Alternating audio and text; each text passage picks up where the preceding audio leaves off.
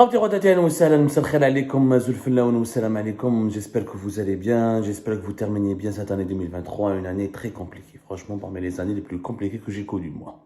Je pense que beaucoup d'entre vous seraient d'accord avec moi. Toujours sur l'affaire Khaled Nazar, c'est important de s'attarder sur ce qui s'est passé. Nous avons vu les hommages qui ont été rendus, les hommages officiels, l'enterrement, la cérémonie d'enterrement de Khaled Nazar. Nous avons vu comment la dépouille du défunt a été inhumée. Khaled Nazar, comment sa dépouille a été inhumée à cimetière Tel Alia. Et on a vu tout le dispositif officiel, tous les hommages officiels et la forte présence de tous les officiels de l'État et du régime. Contrairement à la mort de Abdelaziz Bouteflika, rappelez-vous, elle est passée pratiquement inaperçue, dans une petite cérémonie, mais franchement honteuse même pour un ancien président de la République. Vous rappelez-vous bien, quand Bouteflika était mort le 17 septembre 2021, Khaled Nazar, rien à voir. Tout le monde était là. Le général Toufiq, Saïd Chengriha, tous les hauts responsables de l'armée, son bras droit, son directeur de cabinet, le cerveau du clan présidentiel, qui ne s'entendait pas avec Khaled Nazar. Khaled Nazar de son vivant, il n'appréciait pas du tout Boualem. Et Boualem a la même chose. Mais quand même, des conseillers à la présidence, général Toufiq était là, général Medjahed, les responsables des corps de l'armée, de tous les services de sécurité. Le régime a été uni, a donné une image d'unité sans précédent autour de cette série, autour de l'enterrement, de la mort de Khaled Nazar. Et pourtant, le régime algérien actuel aurait pu nier Khaled Nazar. Khaled Nazar, pour le régime algérien, c'est plus un problème qu'autre chose. Je vous rappelle qu'il est inculpé officiellement pour crime contre l'humanité, crime de guerre, que son procès était attendu pour juillet et juin 2024.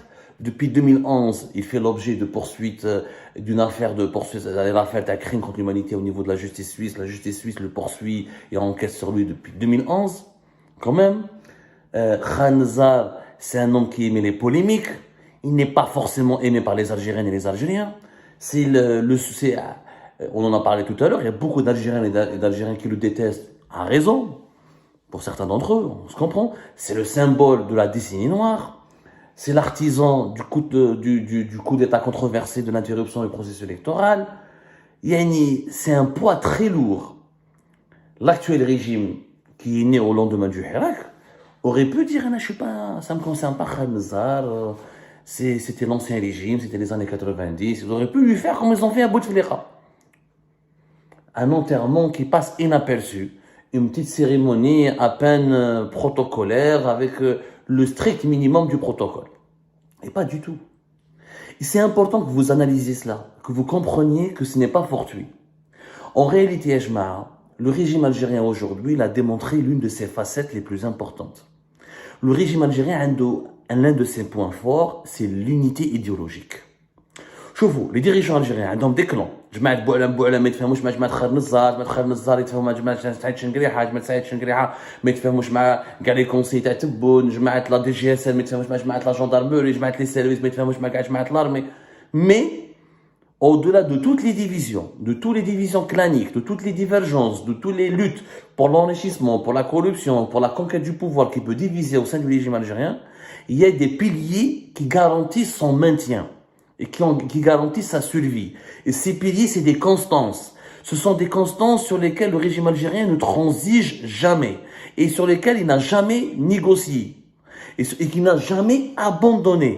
Ces constances sont l'unité idéologique. Pour eux, Khaled Nazar, qu'il soit criminel de guerre ou pas, qu'il soit corrompu ou pas, parce qu'il s'est enrichi, parce qu'il a laissé ses enfants faire des entreprises, comme beaucoup d'autres, comme les enfants de Gaïd Salah, comme la majorité des enfants, il a les familles, il a des généraux qui sont emprisonnés.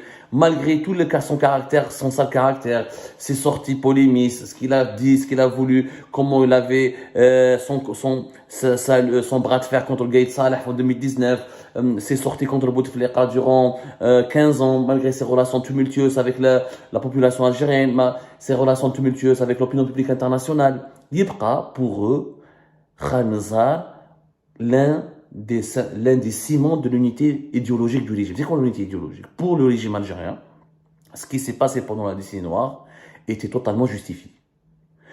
Le régime algérien estime que c'est l'islamisme qui a causé le malheur du pays, que l'armée n'a fait que son boulot de protéger le pays, de nettoyer le pays de la vermine islamiste et de lutter contre le terrorisme.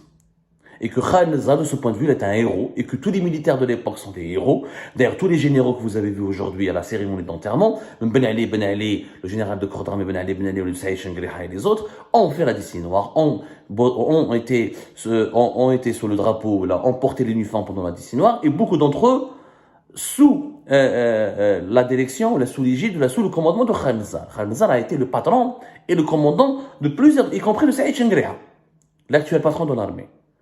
Pour eux, la décennie noire, il n'y a pas de remise en cause. C'était un combat contre l'islamisme, le pays était en danger, le régime a bien fait d'interrompre le processus électoral, il y avait des morts, les morts ont été causées davantage par les islamistes que par l'armée.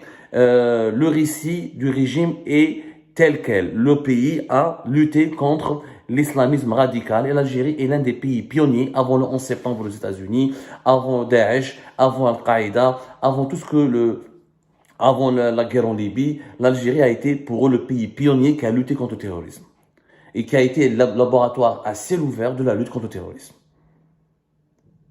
Il ne transige pas là-dessus. Le régime algérien a une unité idéologique.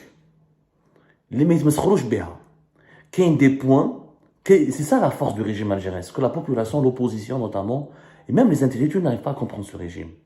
C'est un régime hermétique.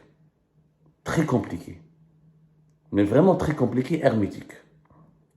Et les gens ont du mal à le comprendre. Ont vraiment du mal à le comprendre. Pourquoi ils ont du mal à le comprendre? Parce qu'ils ne connaissent pas ces constances. Parmi les constances du régime algérien, la légitimité révolutionnaire, c'est la révolution, l'héritage du 1er novembre. Pour eux, même si on sera dans le monde de 2050, il faut voir le monde avec les années de l'indépendance, avec la guerre de l'indépendance. Ils regarderont toujours le monde avec les yeux et avec l'héritage de la guerre de l'indépendance. L'antimarocanisme, c'est une constance du régime algérien actuel. Pour eux, le Maroc, c'est un ennemi, il sera un ennemi. Alors pour certains, c'est un ennemi qu'il faut combattre avec agressivité. Pour d'autres, c'est un ennemi qu'il faudra gérer et avec lequel il faut surveiller. Mais pour le régime actuel, là, par exemple, c'est un ennemi absolu contre lequel il faut lutter avec beaucoup d'agressivité. L'anti-islamisme, le contrôle des libertés publiques, dans la liberté d'expression, le contrôle de l'alternance au pouvoir. Elles sont les constances du régime sur lesquelles tous les dirigeants sont d'accord. Quel que soit leur clan, quel que soit leur intérêt financier, ils ont une unité idéologique, ils réfléchissent de la même manière. Et pourquoi ce régime n'est jamais tombé? Réellement. Parce qu'en face de lui, il y a toujours une opposition qui n'a jamais eu une unité idéologique. La seule opposition qui avait une unité idéologique, c'était l'islamisme. Or, l'islamisme, il a sombré dans la lutte armée et il a perdu la guerre. Et c'est pour ça que le régime a gagné. Et l'erreur de l'islamisme était de basculer dans la lutte armée. Eh bien, le régime l'a bien eu, il a gagné. Aux armes, c'est le régime qui était le plus fort, il a gagné. Mais aucune opposition en Algérie n'a une unité idéologique. Le peuple algérien lui-même a une unité idéologique. Le Hirak, il n'y avait pas d'unité idéologique. C'est pour ça que le régime a gagné, a dominé le Hirak. Parce que le Hirak n'avait pas une unité idéologique. واحد يقول لك ديروا لنا fédéralisme, واحد يقول لك assemblée constituante, واحد يقول لك دير لنا كريم طابو بريزيدون, واحد يقول لك دير لنا بوشاشي, واحد يقول لك دير لنا transition de 4 ans, واحد يقول لك transition de 3 ans. حتى واحد ما فاهم فيها. Aucune unité. Alors que le régime a une unité. Simple.